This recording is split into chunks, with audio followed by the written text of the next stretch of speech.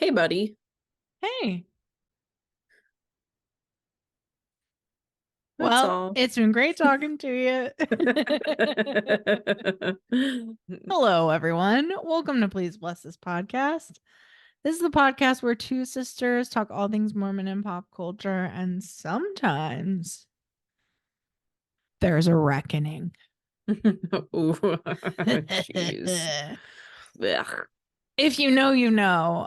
Mitt Romney's biography came out a couple months ago, and it's called Romney: A Reckoning, which Ugh. is such a dramatic title. Yeah, And honestly, he's a total drama queen. So we're gonna talk about it. that's what I gather from your notes. It's Hmm. he's quite the character. To make this more pop culture centric, though, we need to first talk about Mitt Romney in pop culture for just a moment. Sure. Did you know he and his wife dressed up as Travis Kelce and Taylor Swift for Halloween? Yes. Good for them. Way to Yeah. read the cultural moment. I wonder if it was their idea because it is kind of like, Yeah. a little impressive. Katie is silently applauding for those of you not watching on YouTube. Yeah. Yeah, like a little bit of a kind of in touch move. Like, do you think our mom knows who Travis Kelce is? Maybe if our dad has brought it up, because our dad Yeah. certainly does. Our dad is a bit of a Swiftie. Yeah. He And so was pre-reputation era. He was a bit of a Swiftie. right, he's a PG Swifty. Mm-hmm. Once she started swearing He and was out. yeah. Yeah. Anyway, so Mitt Romney, he is in touch with the cultural zeitgeist. He is a Swiftie, apparently. Mm-hmm. Also the other most important Mitt Romney pop culture moment is of course Schmidt on New Girl. Of course. And this is in 2012. So at the height of Mitt Romney's political career, like his bid for president. Schmidt was like, "I'm a Romney." Do you remember this episode? Not really. It's so unhinged, Katie. The whole premise is Schmidt wants to meet Kanye. And by the way, he pronounces it Kanye, which Kanye. good for him. Yeah, uh-huh. And he is dressed in basically a Vineyard Vines outfit to go to this club to see Kanye, and they won't let him in because he does not look like a cool guy. No. But someone I can't remember. I haven't watched it in a while, but somehow he decides his ticket into this club to see Kanye is to tell them that he is a Romney. And he looks the part, right? Like he's got Mm-hmm. an embroidered belt on with whales on it or something. And he makes up a Romney name, but it's funny because it's almost actually a Romney name. He calls himself Yeah. Tug Romney, but there is a Uh, Tag Romney. yeah. He's close. I mean, and Mitt, Yeah. that's something. Although Mitt is his middle name. Did you know? I did not. What's his first name? Willard. Stop. Yeah. Is that the most Mormon first name you've ever heard? Wow. Willard Romney? Willard Romney. Yeah, it's giving polygamy. Yeah. It's giving Cedar City, Utah, baby.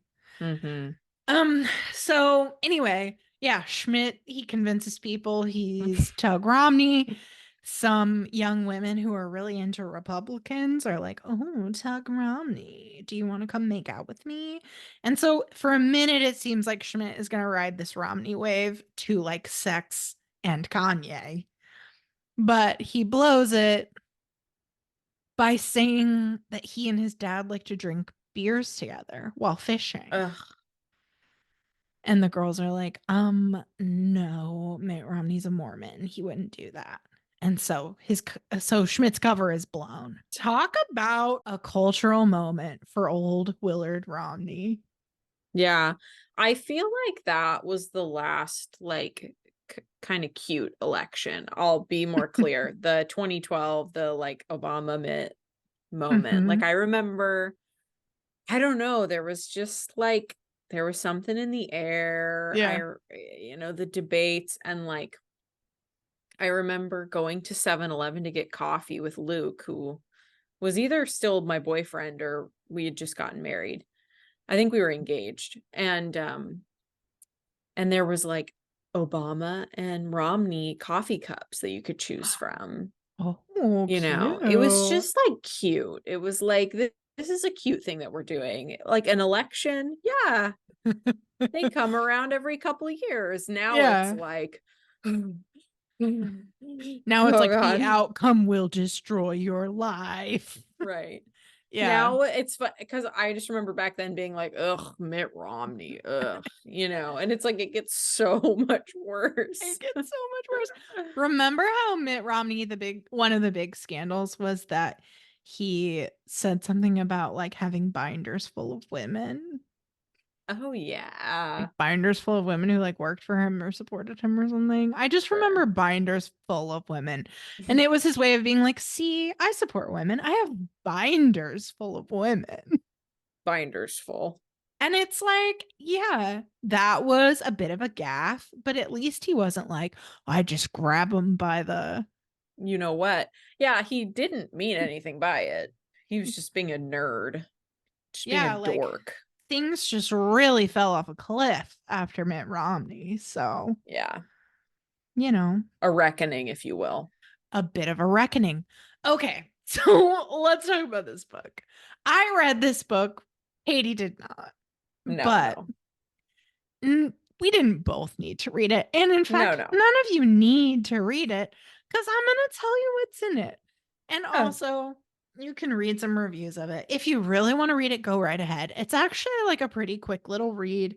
It's it's an authorized biography written by McKay Coppins, a friend of the podcast. what's up, McKay? How's it going? In a certain sense. You may remember if you've been with us for a while, we've dragged McKay Coppins here before. So he is a staff writer at The Atlantic and famously a Mormon. And he likes to write about Mormonism in politics and pop culture. And he wrote this like scathing review of Under the Banner of Heaven and how like Mormons are so persecuted and it's like no one gets talked down to like Mormons get talked down to. And it's such a silly little article. Yeah. That's McKay Coppins.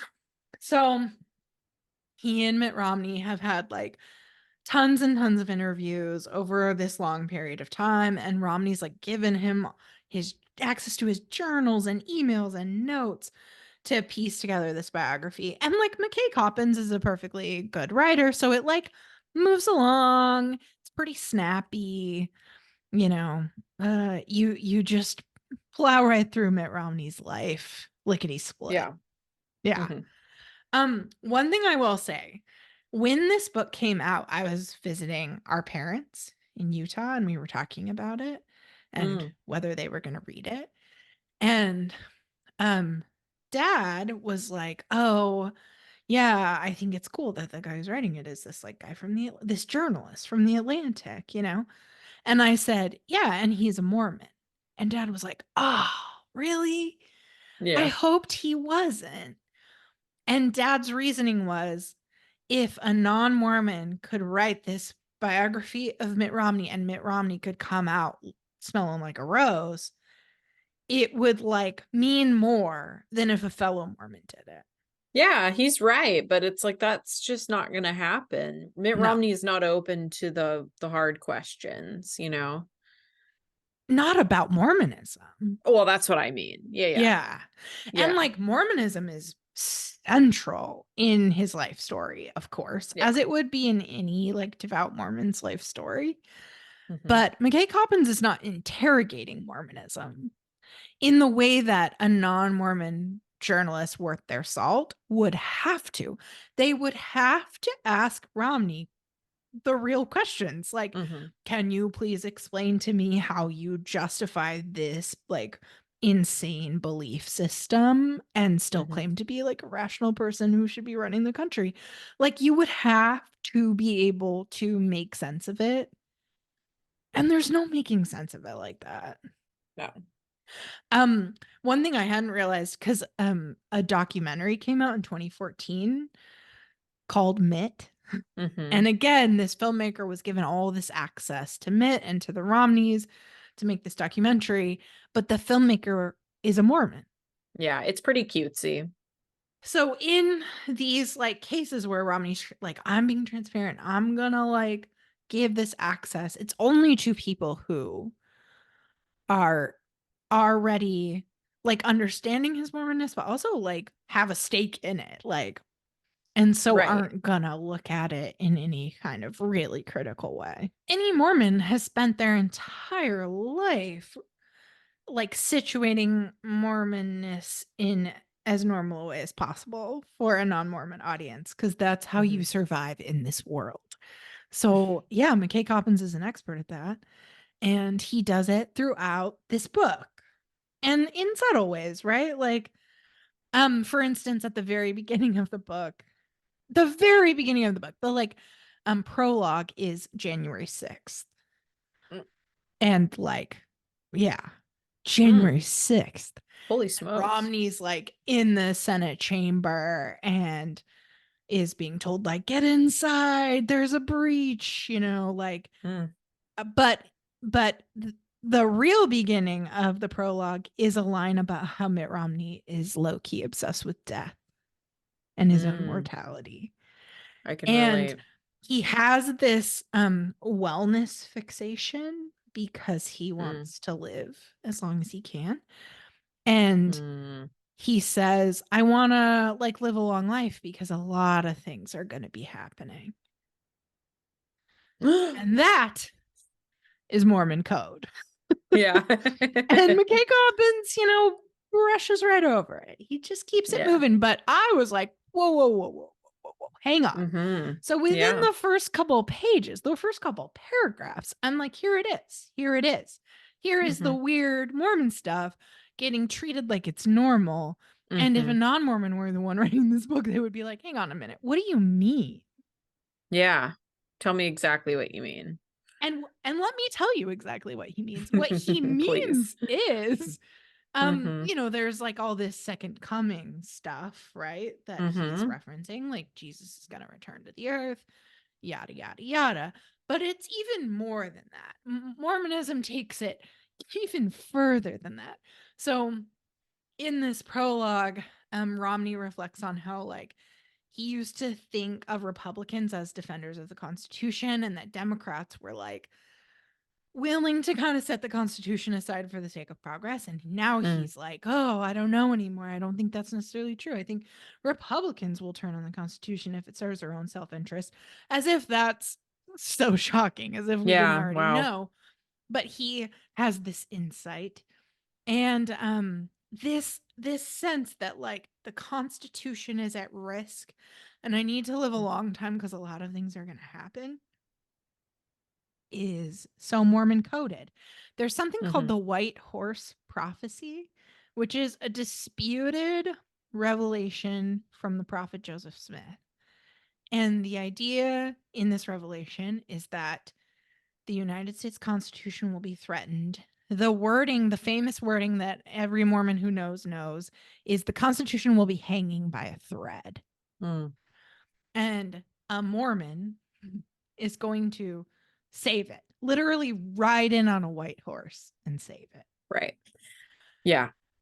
Can I tell you that when I was a Mormon missionary, my mission president told me he had a vision of my future. Oh, good. And he told me that Yikes. my children were going to be the ones to save the Constitution when it was hanging by a thread. Oh my God. Have I ever told you that? No. Yeah. For Mm. those of you who don't know, I have no children Right. / am an ex-Mormon. So it's not looking great for that vision. No, And I'm he so was sorry just, if the Constitution was depending on that, yeah, because it's not going to happen. national treasure, white horse, Yeah. the reckoning. Yeah. The actual context for that little vision he had was because when you're a missionary, you meet with your mission president like once a transfer. So once every 6 weeks. And they give you a blessing, a priesthood blessing. So they put their hands on your head and they receive revelation on your behalf and tell you what it is, right? And most of the time it was very like, I bless you to feel comfort. I bless you to be inspired to find people to teach. I bless you to feel that the Lord is guiding you. Like that kind of Yeah. stuff.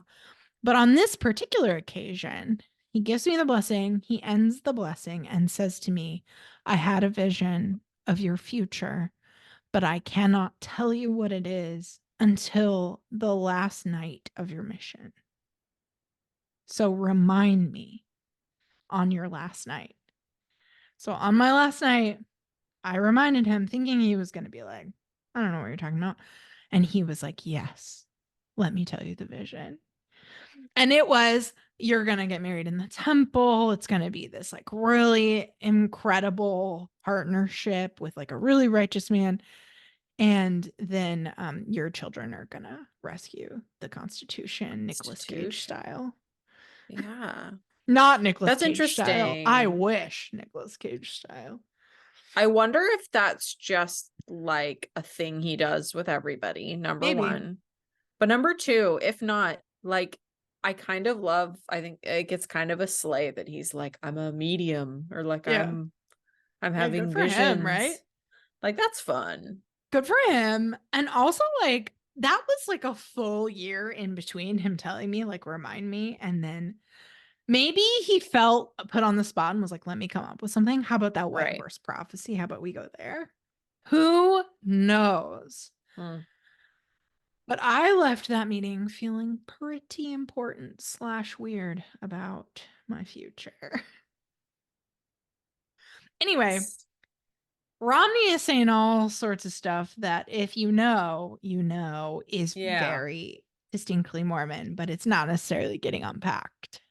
Right. That's just in the prologue.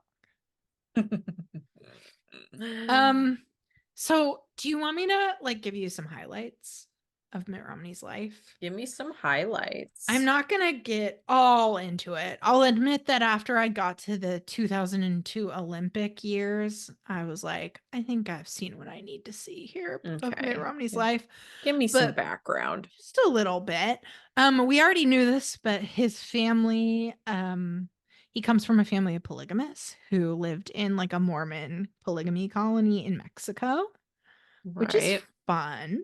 Mm-hmm. And then it was like his grandparents who came to the US from Mexico and made their way after being polygamous. So, Mm-hmm. Mitt Romney's dad was the governor of Michigan, Mm-hmm. which is interesting. He was like a moderate Republican. He was the governor during like the race riots in Detroit. Mm. Um, yeah, like an interesting background, interesting political Yeah. background. But Mitt grew up as this like rich, privileged son of a governor. Mm-hmm. Like he went to like a boarding school and stuff. And he Mm. talks about being like he had kind of a hard life because he wasn't a natural athlete. Mm. Right. And that's like what it took to be like respected among the boys. And I just love that Mm. like that is his trial. He's Yeah, like, that's hard. I wasn't the best at football. So he, Oof. you know, because of that difficulty, he was a bully. Right. So he Yeah. like tells these sort of benign stories about like bullying kids in boarding school. Mm. But when he was running for president, a story came out that he had hazed a gay classmate and like Mm. pinned the kid down and cut his hair. Hmm. And when the story came out, Mitt claimed to have no memory of it. Sure. Yeah. You know how you Sure. forget those things. Like when you haze somebody violently and you just forget. You forget like the hate crimes you've been involved in your life. Yeah. Yeah. I was jaw dropped when I Yeah, read that's that. insane. Like That's not real. that is Yeah. not a normal reaction to, yeah, No. like assaulting a classmate is that you just like immediately forget that it happened, but that's our Mitt. Yeah. And like what's funny about it is he does remember bullying kids Right. and he admits to it, but like this like pretty extreme case, he's just like, I don't remember that. Doesn't stand out. Yeah. Wild. And he's like, I Mhm. didn't even know. I mean, I just didn't really have a concept of like who is gay. Mm. Mm-hmm. Mm. Okay. 'Cause I'm so straight. Oh, Mitt. So that's a dark spot in the Yeah. history of Mitt Romney's life. So yeah, he grows up with a lot of privilege, and he's kind of an asshole. He is a little bit of a womanizer. He likes to date girls, but as soon as they like him back, he likes to ditch them. So that's real Nice. nice. And Mhm. then he meets his future wife and he's smitten by her. Mhm. He goes on a Mormon mission and he wants to go to the UK because that's where his dad and grandpa went. So his dad, who is a powerful, like political Mormon, calls the church headquarters and is like, can you call my son to this mission? And they're like, sure. And I was like, great, good to know that that's how that works. Like, Mm. just another like illusion of Yeah. Mormon revelation that's shattered, which, Mhm. we already knew, but okay. Here it is in Mhm. black and white. But then apparently, as he's like on this list to be called to the UK, Thomas S. Monson sees the list and is like, no, send this Romney kid to France. Nice. Yeah. Who knows why? Whatever. He goes to France, has a terrible mission. The Mm. key detail about his mission that we get in this biography is that he had chronic debilitating diarrhea for like, Nice. which Wee is wee. just a delightful little tidbit. Like there's a part where he like blacks out in a ditch from diarrhea and dehydration. So Sacre next time bleu. you see a picture of Mitt Romney, that's what you should think about. Okay. The diarrhea years. But the big story of his mission is that, excuse me, Siri interrupted. The big story of his mission is that towards the end of his mission, he's an assistant to the president, to the mission president, which is like you've risen to the top of the ranks of your mission. Mm. And he is driving some missionaries, including the mission president and the mission president's wife, through France, gets into a head on collision with a driver who is maybe a drunk driver, is Mm. sort of hinted at, but not necessarily confirmed. Mm. They have a really serious accident. The Mitt is pretty injured, but the mission president's wife dies. Mm. Which, whoa, like that's super serious, right? Yeah, that's crazy. Quite an experience to have, like at such a young age, to be the Mm. driver of that car. I mean, like, imagine. Yeah. Mitt refuses to go home early because he's like, if there's anything being a missionary's taught me, it's that sacrifice, suffering is Mm. sanctifying, right? So I'm gonna Sure. stay here and suffer.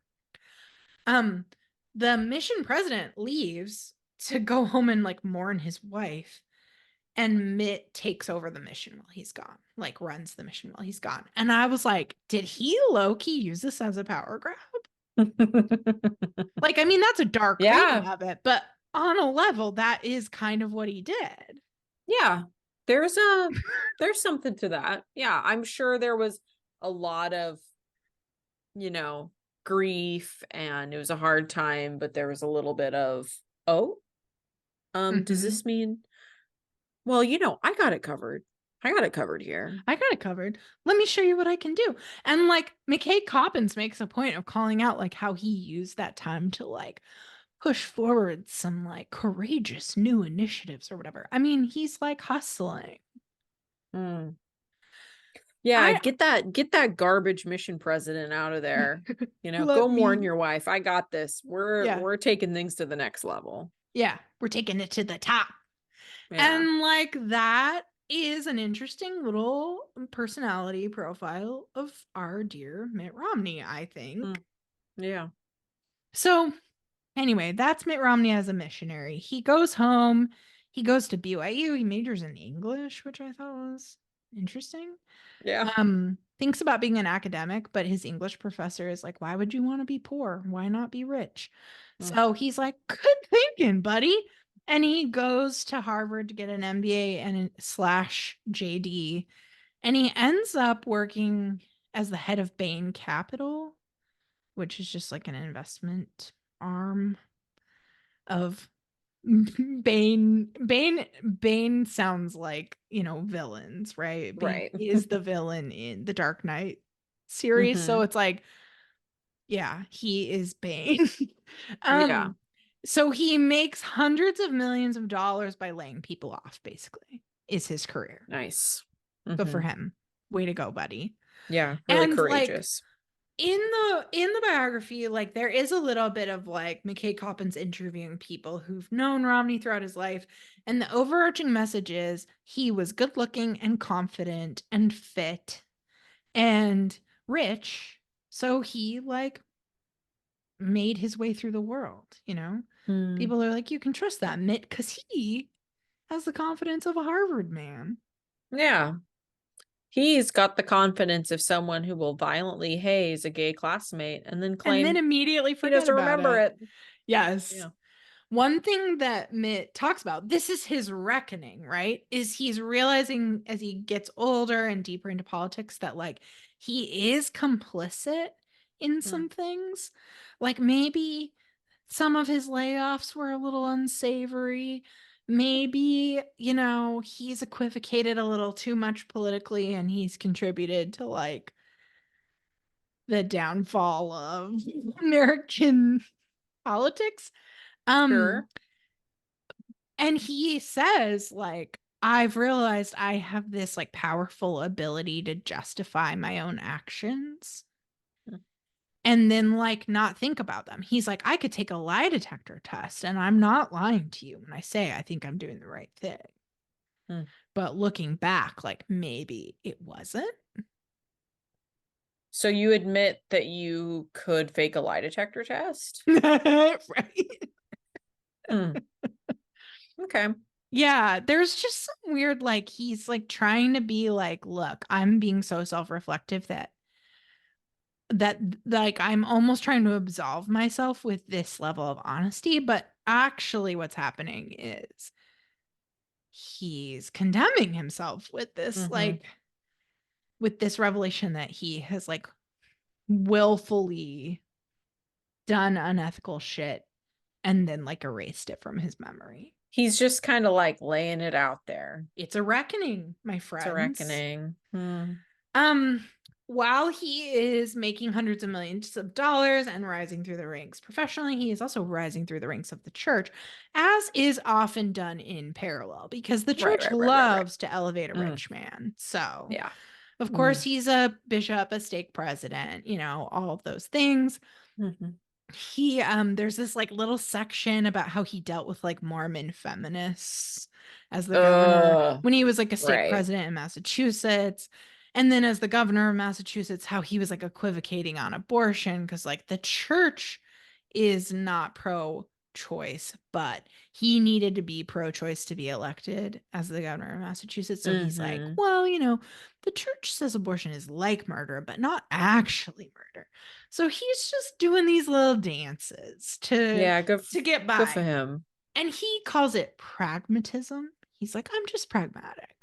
But what that means is I'll say whatever I have to say. Right. To get the job done. Yeah. Yeah.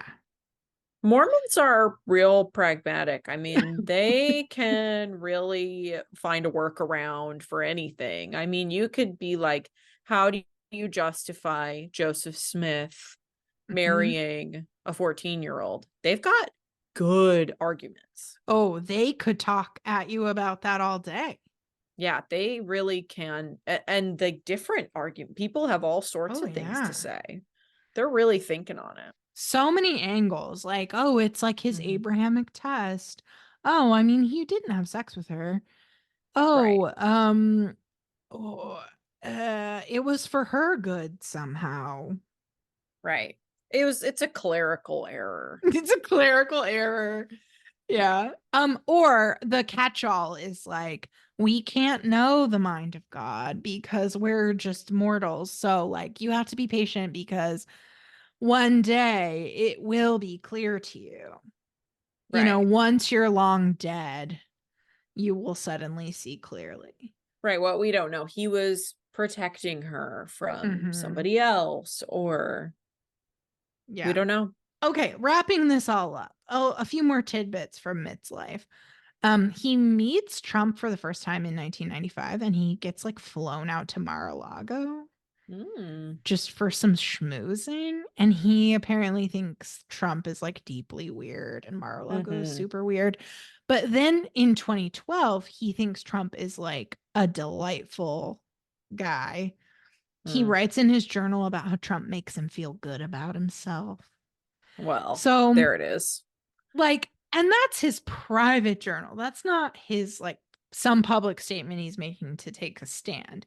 So I do Mm-hmm. think that is an interesting thing as we like see him getting a lot of praise for standing up for Trump is like in his sort of private reflections on Trump over the years, he's had plenty of good things to say. Right.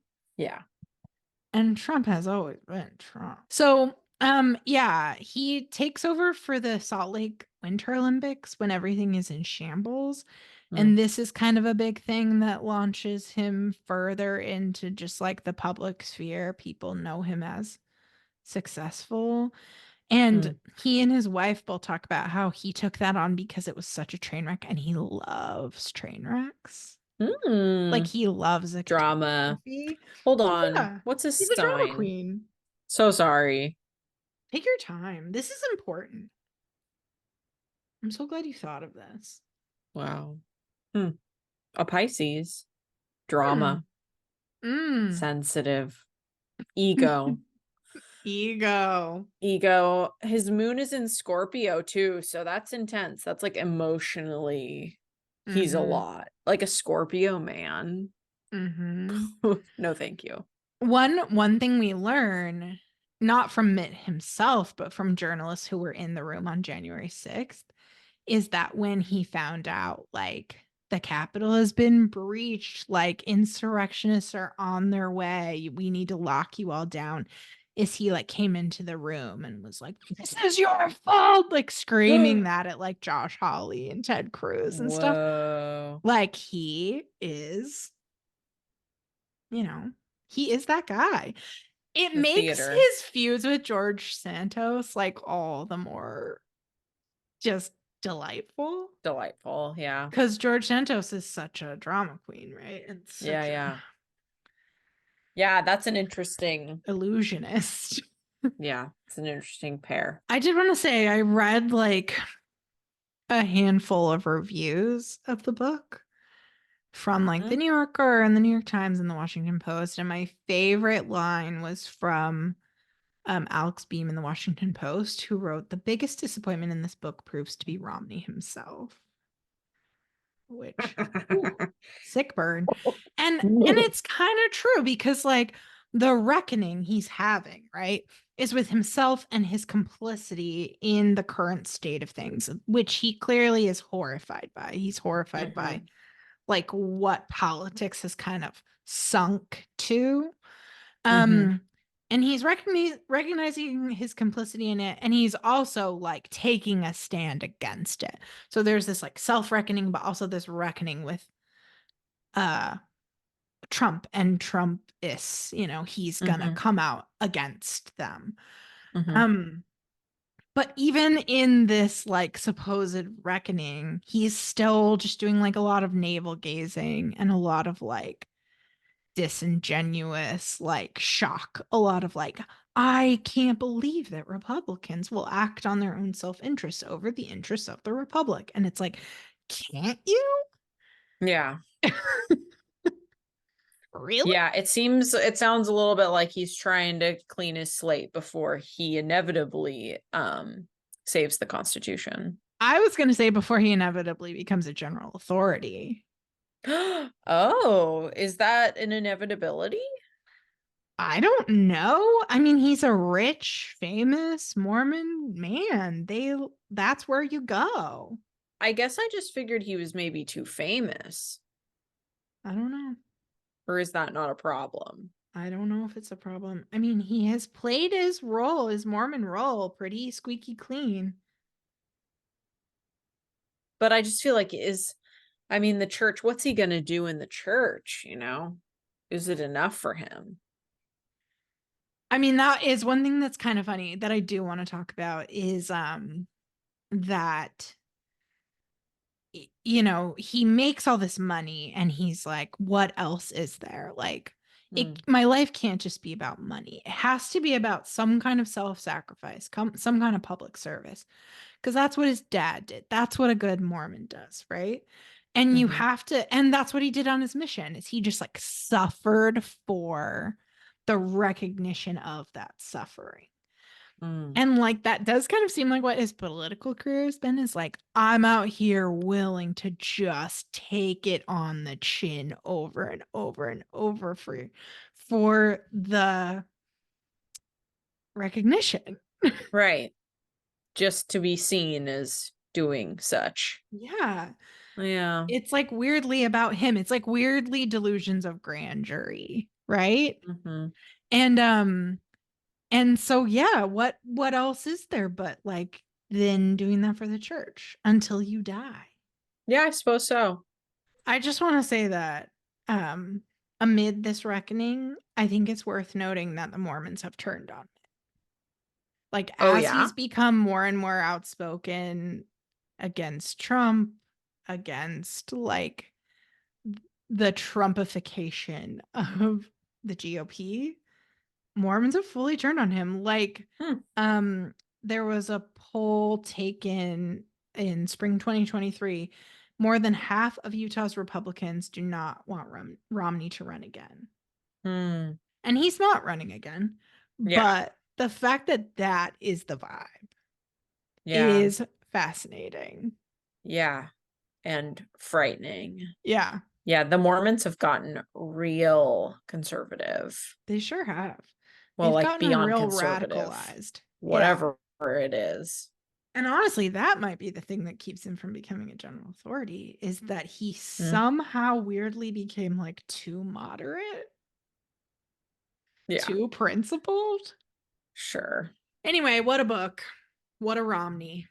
What a guy. What a reckoning. What a fun word. I know. I just want to have so many reckonings from here on out. I know. I could use a reckoning. Just what do I gotta anytime do? Frank and I are like deciding what to have for dinner, I'm gonna be like, this is a reckoning. Right. Yeah. The next time I struggle to decide whether to cut bangs. That's a reckoning. A bang reckoning. So my contribution to this episode, because I did not read Mitt Romney A Reckoning, is nor should you. I've made a little bit of a discovery from our past.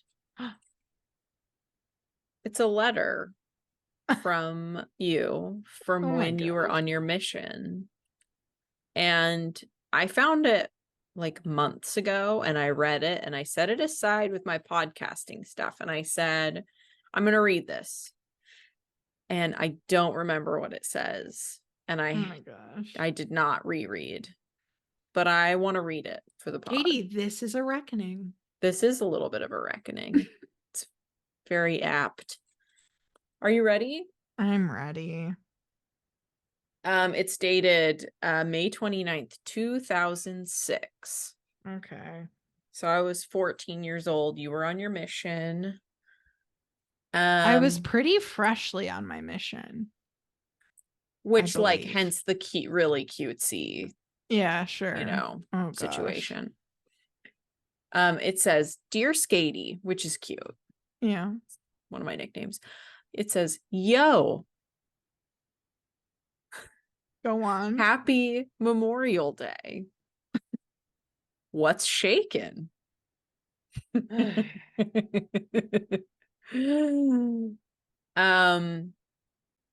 It it mentions somebody, I'm not going to name drop, but it says, "Last year, this person and I threw a Memorial Day barbecue bash.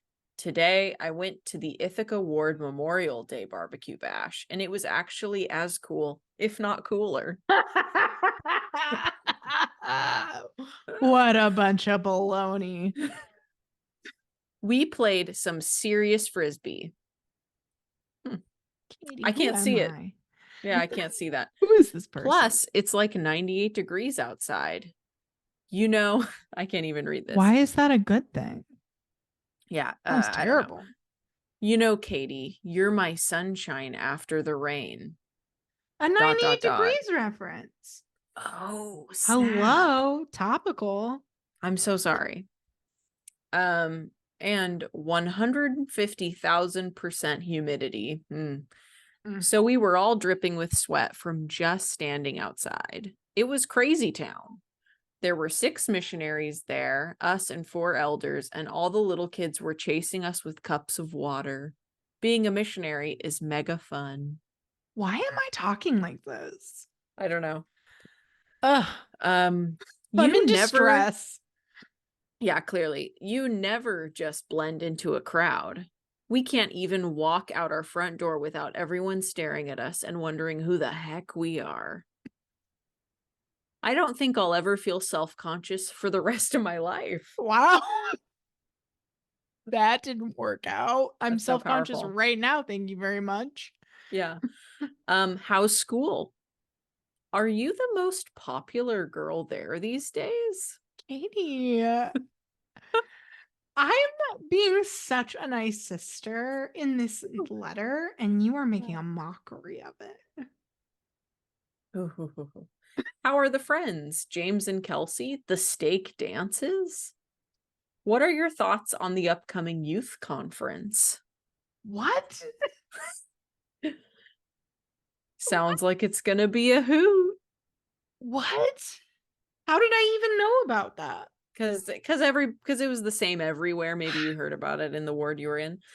You'll love it. It'll make you tough. Oh, was it gonna be I like wonder a if track? it was, I think it was track, because that was the year I did track. I don't believe in that. And as if you would even know, you didn't do track. I know. I refused. Yeah, good for you. I think that's a huge reason for being a missionary. Toughness in all caps. I sound like Mitt Romney. I literally sound like this Mitt is Romney. really, really, really, really crazy. You start to realize that hard things are actually way more fun than easy things. Okay, Elisa, this is where it gets crazy. I forgot about this. Everybody buckle up. Like, tracting is a blast. I never thought I'd say that. This week, we tracted into a rabbi and talked to him for an hour. Remind me to tell you about it. Nuts. It was nuts. I remember it vividly. It was not fun. Oh, wow. We got our asses handed to us is what happened. And rightfully so. Yeah.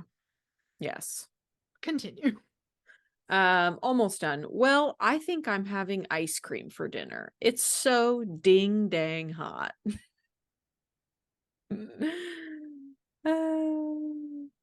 Do you like this card?